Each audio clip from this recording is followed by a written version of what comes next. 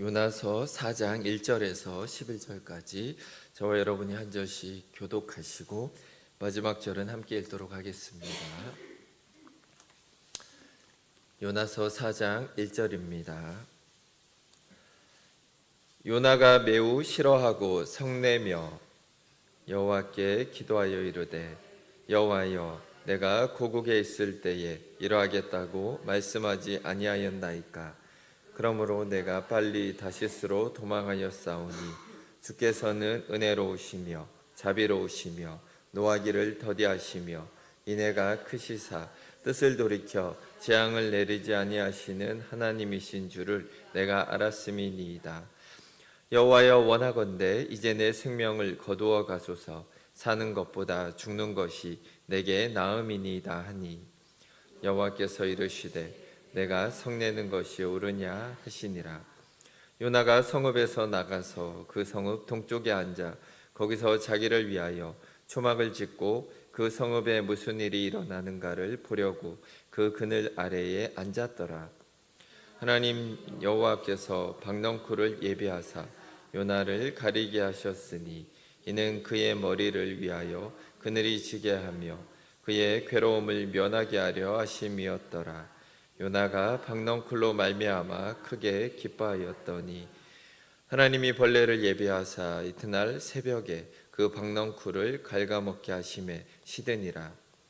해가 뜰 때에 하나님이 뜨거운 동풍을 예비하셨고 해는 요나의 머리에 쪼임에 요나가 혼미하여 스스로 죽기를 구하여 이르되 사는 것보다 죽는 것이 내게 나으니이다 하니라. 하나님이 요나에게 이르시되 내가 이 박넝쿨로 말미암아 성내는 것이 어찌 옳으냐 하시니 그가 대답하되 내가 성내어 죽기까지 할지라도 옳으니이다 하니라.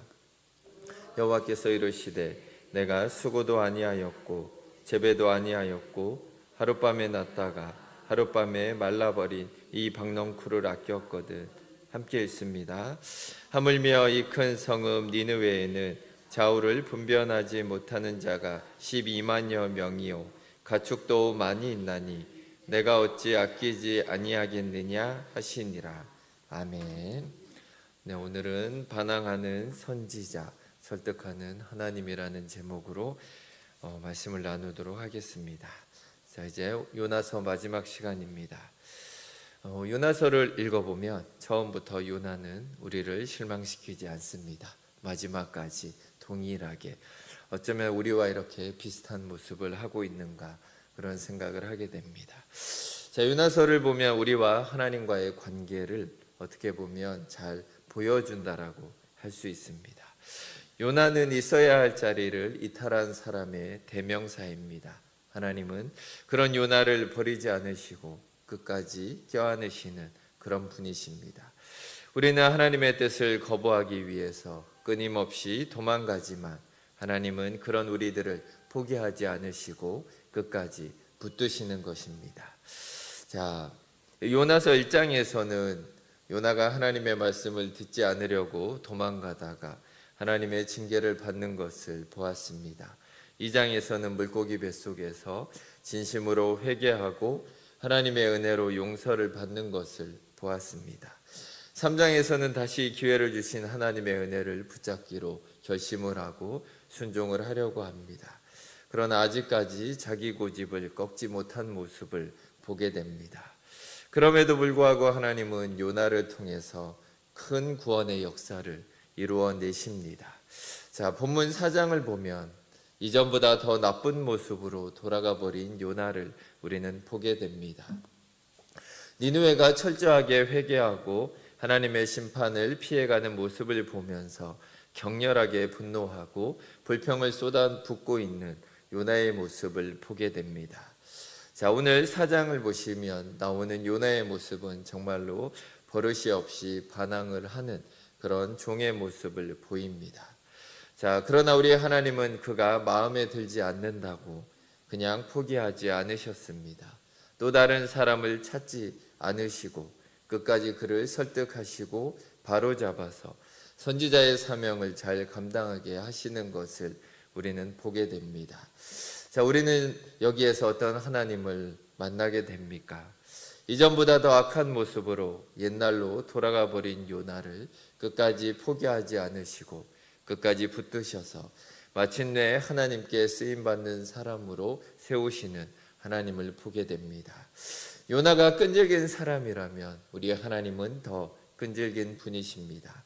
요나가 고집스러운 사람이라면 하나님은 고집이 더 강한 분이십니다. 결국 우리는 하나님의 고집을 이길 수 없습니다. 우리가 하나님의 자녀라면 절대 하나님의 품을 떠날 수가 없고 우리에게 사명이 있다면 절대 그 사명을 떠나서 살아갈 수는 없다라는 것입니다. 자, 오늘 이 말씀을 통해서 우리를 절대 포기하지 않는 하나님을 새롭게 만나고 경험하는 시간이 되시기를 바랍니다. 자, 1절에서 4절을 보시면 요나가 첫 번째로 하나님께 반항을 합니다. 1절을 보시면 요나가 매우 싫어하고 성내매, 요나가 매우 싫어하고 성냈다라고 기록을 합니다. 그냥 싫어한 것이 아닙니다. 너무너무 싫어했습니다. 자, 이것은 극도로 불쾌감을 느꼈다라는 의미입니다. 그리고 성내었다라는 말씀은 분노로 이글거렸다라는 의미입니다. 극심한 불쾌감이 요나의 마음에서 일어나서 마음을 주체할 수 없을 정도로 분노가 치밀어 올랐다라는 의미입니다. 자, 이것은 하나님께서 니느웨 성에 진실된 회개를 보시고 그들을 용서하시고 심판을 돌이키신 것에 대한 요나의 반응입니다. 요나가 이렇게 싫어하고 성을 낸 이유가 무엇입니까? 자기의 사역 때문에 니느웨 성이 회개했다는 것도 화가 나고 회개했다고 용서하시는 하나님도 하나님에 대해서도 화가 났던 것입니다. 그러니까 절대로 하나님의 역사가 일어나서는 안 될 사람들에게 하나님의 역사가 하나님의 은혜가 일어났기 때문에 화가 났던 것입니다.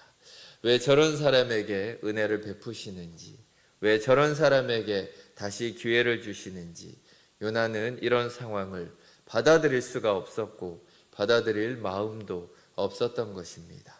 자, 이렇게 생각했던 사람이 누가복음 15장에도 나옵니다. 탕자가 아버지의 재산을 다 탕진하고 집으로 돌아왔을 때 아버지는 그 아들을 환영하고 잔치를 베풀어 줍니다. 그러나 첫째 아들은 못마땅하게 생각했습니다. 동생이 회개하고 돌아왔지만 하나도 반갑지가 않았습니다.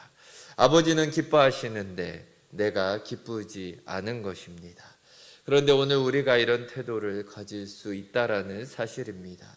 편협적인 생각과 이기적인 생각으로 다른 사람을 배척하게 되는 것입니다. 하나님은 기뻐하시는데 내가 기쁘지 않은 것입니다. 하나님은 그 사람을 기뻐하는데 나는 그 사람이 꼴보기 싫은 것입니다. 하나님의 용서를 받아서는 안 될 사람이 이 세상에는 한 사람도 없습니다. 누구라도 회개하고 예수 믿도록 축복하고 기도해야 하는 사람들이 바로 우리 그리스도인들입니다. 자, 2절은 이렇게 얘기합니다. 여호와께 기도하여 이르되 여호와여 내가 고국에 있을 때에 이러하겠다고 말씀하지 아니하였나이까. 그러므로 내가 빨리 다시스로 도망하였사오니 주께서는 은혜로우시며 자비로우시며 노하기를 더디하시며 인애가 크시사 뜻을 돌이켜 재앙을 내리지 아니하시는 하나님이신 줄을 내가 알았음이니이다. 자, 이제 요나가 두 번째로 기도를 하고 있습니다. 첫 번째 기도는 물고기 뱃속에서 전심으로 회개하는 기도였습니다. 우리가 두 번째 기도를 한번 함께 보기 원합니다. 내가 고국에 있을 때에 이러하겠다고 말씀하지 아니하였나이까. 그러므로 내가 빨리 다시스로 도망가지 않았습니까? 자, 지금 요나의 기도는 과거에 자기가 했던 행동을 정당화하는 모습을 볼 수가 있습니다. 내가 그때 빨리 다시스로 도망간 것은 다 이렇게 될 줄 알았기 때문이다 라고 반박을 하고 있습니다.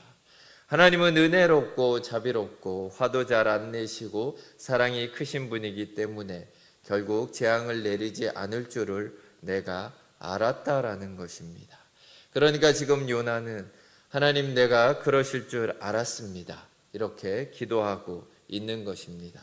이런 하나님이 너무 못마땅하고 너무너무 싫은 것입니다. 그래서 하나님 다른 건 몰라도 이번만큼은 하나님이 틀렸습니다. 틀려도 너무 틀렸습니다. 이렇게 반박하며 하나님을 대하여 설교를 하고 있는 것입니다. 사람이 삐뚤어지면 그의 기도도 삐뚤어지게 되어 있습니다. 그래서 지난날 자기가 물고기 뱃속에서 처절하게 회개했던 죄까지도 이제는 정당화되고 지금 하나님께서 하시는 모든 일이 철저하게 잘못된 것이다라고 반박하고 있는 것입니다. 3절을 보시면 여호와여 원하건대 이제 내 생명을 거두어 가소서 사는 것보다 죽는 것이 내게 나음이니이다 하니. 자, 요나가 무엇이라고 고백합니까? 차라리 나를 죽여달라라고 얘기하는 것입니다. 니느웨가 용서받는 것을 보느니 차라리 내가 죽는 게 낫겠다라는 생각입니다. 차라리 나를 죽이고 저 사람들을 살리십시오. 저 사람을 살리려면 나를 죽여놓고 저들을 살리십시오. 이런 의미가 담겨져 있습니다. 아주 노골적으로 반항을 하고 있습니다. 자, 인간관계가 한번 꼬이기 시작하면 이성적으로는 도저히 해결이 안 되고 감정적으로만 상대하는 경우가 많습니다. 지금 요나의 모습이 그런 상태입니다. 2장에서 살려주셔서 감사하다라고 고백했던 그가 이제는 뒤틀리니까 그만 죽여달라고 기도를 하고 있습니다. 신앙생활을 하다 보면 이런 유치한 영적 침체에 빠지는 경우가 있습니다. 다른 지체들이 형제자매로 보이는 것이 아니라 경쟁자로 보일 때가 있습니다. 특히 다른 사람들은 기도 응답도 받고 잘 풀리는데 나는 여전히 고난 가운데 있으면 이런 결과를 바라보면서 자기 자신에 대해서 실망하고 분노하고 좌절하게 됩니다. 그러면 하나님에 대해서도 화가 납니다. 괜히 신앙생활 잘하고 있는 사람들이 미워지기도 합니다. 지금 요나는 이런 영적인 침체 가운데 빠져 있습니다. 그래서 이런 행동을 하는 것입니다. 내가 죽으면 죽었지 내 생각을 바꿀 수는 없다라는 것입니다.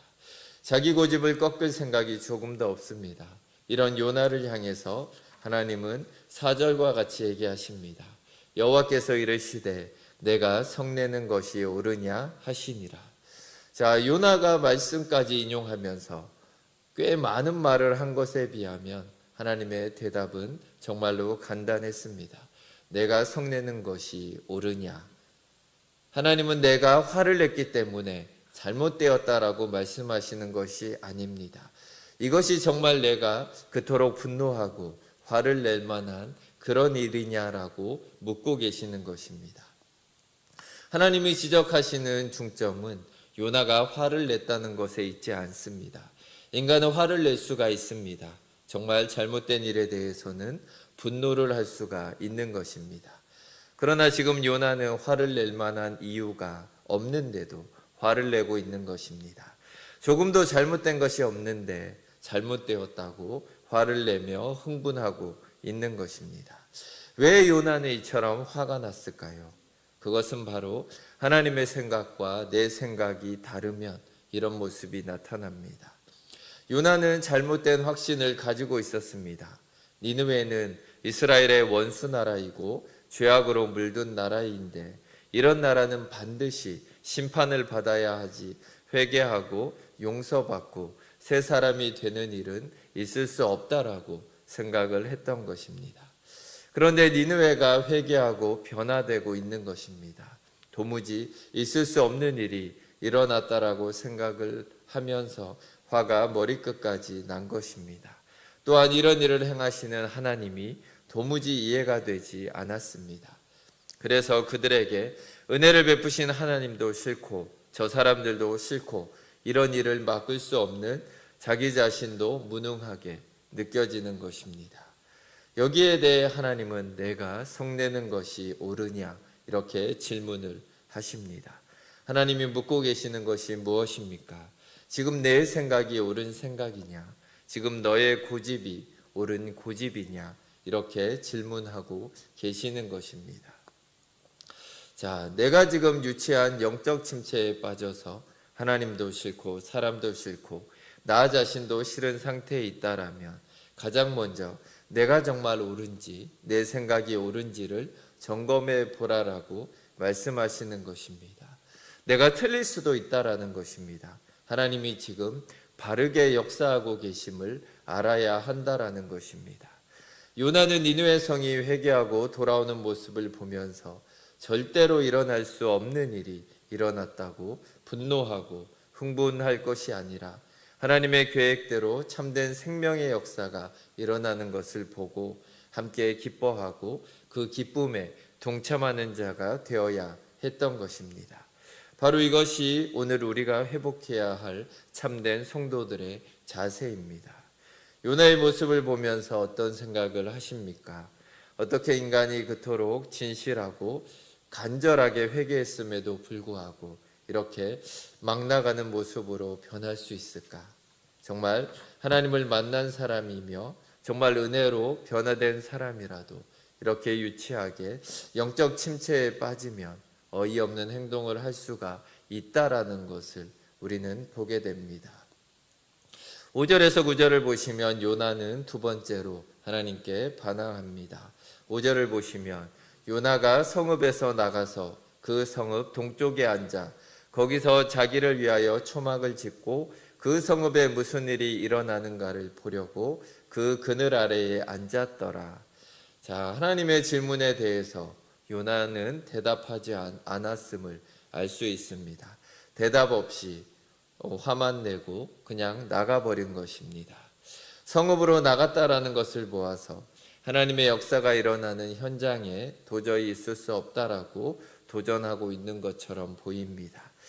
사실 요나가 선포한 메시지로 니느웨 사람들이 회개하고 돌아왔다면 이제는 어떻게 하는 것이 정상입니까? 그 성에 계속 머물면서 회개한 사람들이 온전해질 수 있도록 하나님의 말씀을 더 가르치는 것이 바른 모습입니다. 그런데 그는 아무 이유 없이 그 성을 나가버렸습니다. 왜 나갔습니까? 하나님께서 니느웨 사역을 요나에게 그만두라고 하셨습니까? 그런 말씀을 한 적이 없습니다. 그럼에도 불구하고 그는 자기의 사명을 접고 자기의 위치를 떠나버리고 있습니다. 요나는 자기의 감정을 있는 그대로 하나님 앞에 드러내고 있는 것입니다. 그러면서 요나는 뭔가를 혼자 열심히 하고 있습니다. 자기를 위하여 초막을 짓고 있습니다. 혼자 뜨거운 광야에 들어가서 땀을 흘리면서 초막을 짓고 있는 요나의 모습을 한번 생각해 보십시오. 지금 요나는 무엇을 위해서 이처럼 땀을 흘리며 애를 쓰고 있습니까? 본문을 보면 그 성읍에 무슨 일이 일어나는가를 보려고 그 그늘 아래에 앉았더라라고 말을 합니다. 요나는 그 성읍에 어떤 일이 일어나기를 바라고 있습니까? 바로 니느웨가 멸망하기를 바라고 있는 것입니다. 그러니까 니느웨가 한 회개가 거짓된 회개로 판명되고 결국 니느웨가 하나님으로부터 심판받아 멸망하기를 원했던 것입니다. 그래서 더 이상 협조하지 않았던 것입니다. 정말 니느웨가 회개하고 돌아와서 하나님의 은혜와 축복의 자리로 들어왔다면 선지자는 그 사람들이 더욱 하나님의 은혜 가운데 살아가도록 말씀을 가르치는 것이 정상입니다. 하지만 요나는 그것을 원치 않았기 때문에 그 자리를 박차고 나온 것입니다. 그러면서 뜨거운 광야에 초막을 짓고 나 없이 니들이 잘 되나 보자 이런 마음으로 지켜보고 있는 것입니다. 자, 이걸 보면 요나는 엄청나게 열정적인 사람입니다. 한번 시작하면 끝장을 보는 그런 사람입니다. 그런데 지금 그가 무엇을 위해서 땀을 흘리고 열심을 내고 있습니까? 하나님에 대한 반항심으로 이렇게 열심히 땀을 흘리고 있는 것입니다. 정말 하나님의 역사가 일어나기를 원해서 땀을 흘리는 것이 아니라 반대로 반대의 역사가 일어나기를 바라면서 땀을 흘리며 일하고 있는 것입니다. 하나님은 사랑하지만 사람을 미워할 때 우리는 이런 행동을 할 수가 있습니다. 그 사람이 잘 되기 위해 협조할 마음이 조금도 없고 오히려 잘못되기를 바라면서 엉뚱한 일에 땀을 흘리며 열을 내고 있는 모습이 있다라는 것입니다. 지금 요나도 니느웨 성에서는 절대 회개의 역사가 일어나면 안 된다라고 생각했던 사람입니다. 그래서 지금 이런 역사가 일어나는 것을 보면서 굉장히 불쾌하고 화가 났던 것입니다. 그래서 더 이상 협조하고 싶지 않았던 것입니다. 그래서 성에서 빠져나와 광야로 나가 뒷짐지고 지켜만 보겠다라고 이러고 있는 것입니다. 6절을 보시면 하나님 여호와께서 박넝쿨을 예비하사 요나를 가리게 하셨으니 이는 그의 머리를 위하여 그늘이 지게 하며 그의 괴로움을 면하게 하려 하심이었더라. 요나가 박넝쿨로 말미암아 크게 기뻐하였더니, 자, 이렇게 막 나가는 요나를 위해 하나님은 박넝쿨을 준비하셨습니다. 박넝쿨은 하나님이 사용하시는 시청각 자료입니다. 아마 요나가 초막에서 니느웨를 지켜보고 있었을 때 햇빛 때문에 힘들어했을 것입니다. 그런데 하나님이 박넝쿨을 자라게 하셔서 그 머리를 시원하게 해주셨습니다. 박넝쿨은 있으면 편하고 없으면 불편한 그런 순간적인 도구에 불과합니다. 그런데 요나는 이 박넝쿨을 보고 심히 기뻐하고 있습니다. 요나서 전체에서 요나가 기뻐한 적은 딱 한 번밖에 안 나옵니다. 그것이 바로 이 박넝쿨 때문에 기뻐하는 것입니다. 뱃속에서 나와서도 별로 기뻐하는 모습은 나오지 않았습니다. 자, 무엇 때문에 기뻐합니까? 자기를 편하게 해주는 환경 때문에 기뻐하고 있습니다. 요나는 하나님의 구원의 역사가 일어난 현장에서는 매우 싫어하고 화를 내었던 사람입니다. 그런데 일시적으로 자기를 편하게 해주는 박넝쿨로 인해서는 크게 기뻐하고 있습니다.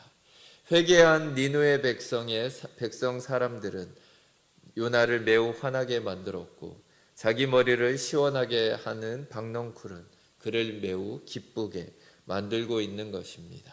자, 이것이 요나의 영적인 수준입니다. 하나님의 큰 뜻은 보지 못하고 작은 기쁨에 만족하며 살아가고 있는 것입니다. 선지자가 정말 기뻐해야 하는 것이 무엇입니까? 하나님의 은혜가 임하고 하나님의 능력이 나타나고 하나님의 역사가 일어나는 것을 가장 기뻐해야 하는 것이 정상입니다. 그런데 사람을 미워하다 보면 그런 게 하나도 기쁘지 않은 것입니다. 도리어 자기 머리를 시원하게 해주는 박넝쿨과 같은 것들이 기쁜 일로 느껴진다라는 것입니다. 7절을 보시면 하나님이 벌레를 예비하사 이튿날 새벽에 그 박넝쿨을 갉아먹게 하심에 시되니라. 자, 우리말은 분명하지 않지만 원문은 벌레가 한 마리임을 얘기해 줍니다. 벌레는 하찮은 존재를 상징합니다.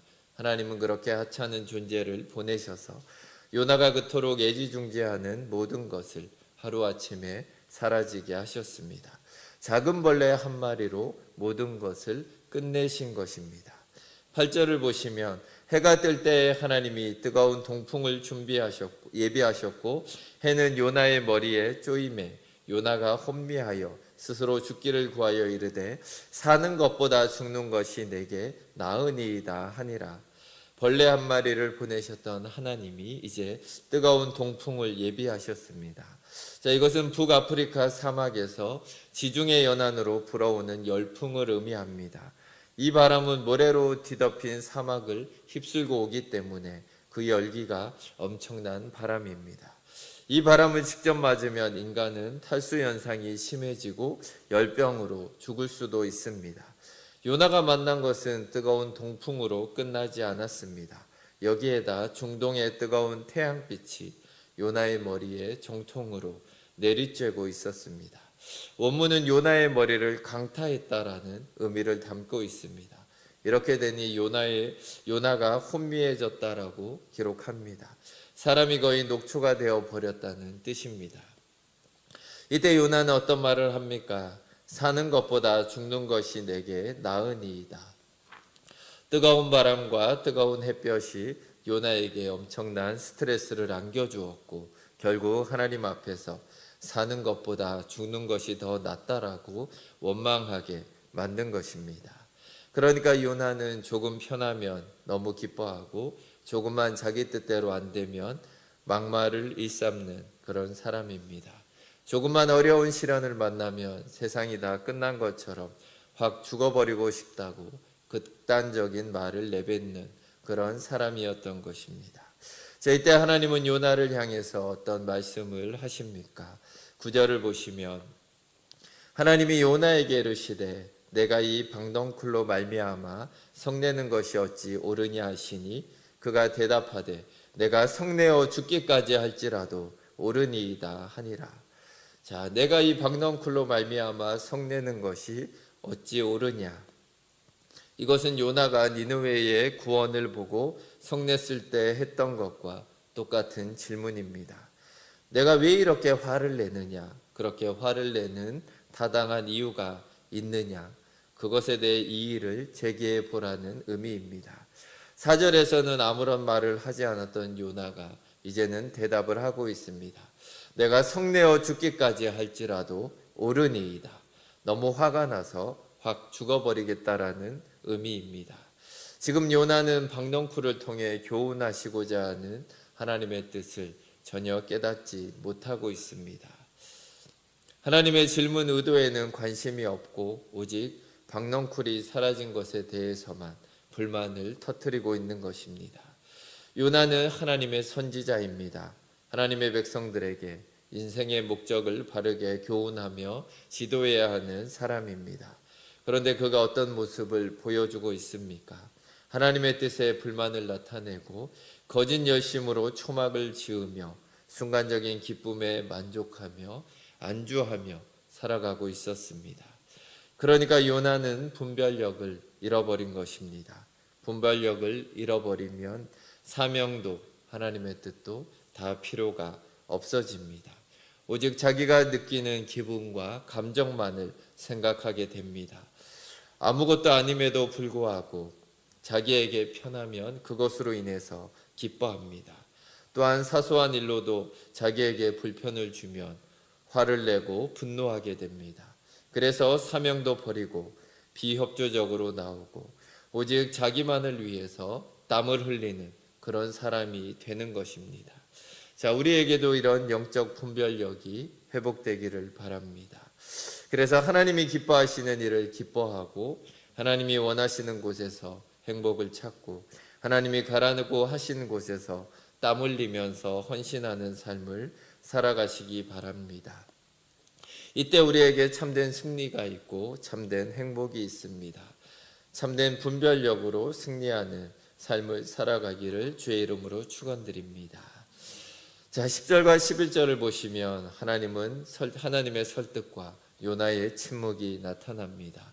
10절을 보시면 여호와께서 이르시되 내가 수고도 아니하였고 재배도 아니하였고 하룻밤에 났다가 하룻밤에 말라버린 이 방덩쿨을 아꼈거든. 자, 먼저 우리가 느낄 수 있는 것은 하나님은 요나에게 지금까지 한 번도 화를 내지 않으셨다라는 점입니다. 요나가 이 정도로 나오면 한 번쯤은 화를 내실 만도 한데 화를 내지 않으십니다. 도리어 오래 참으시고 아주 작은 부분까지 납득이 가도록 설명하며 설득하는 분이다라는 것을 알 수가 있습니다. 하나님은 먼저 방덩쿨의 소유권에 대해서 말씀을 하십니다. 내가 수고도 아니하였고 재배도 아니하였고, 이 말씀은 방덩쿨을 만드시고 자라게 하시고 요나에게 선물로 주신 분은 하나님이시다라는 말씀입니다. 너는 그것에게 생명을 주지 않았고 자라게 하지도 않았다라는 말씀입니다. 그러므로 하나님께서 그것을 시들게 하실지라도 불평하거나 원망할 수 있는 자격이 없다라는 것입니다. 두 번째로 방덩쿨의 가치에 대해서 말씀을 하십니다. 하룻밤에 났다가 하룻밤에 말라버린 이 방덩쿨이라고 말하십니다. 하루살이 같이 아무런 가치가 없는 존재라는 것입니다. 그런데 요나는 그것을 아꼈다라고 말하십니다.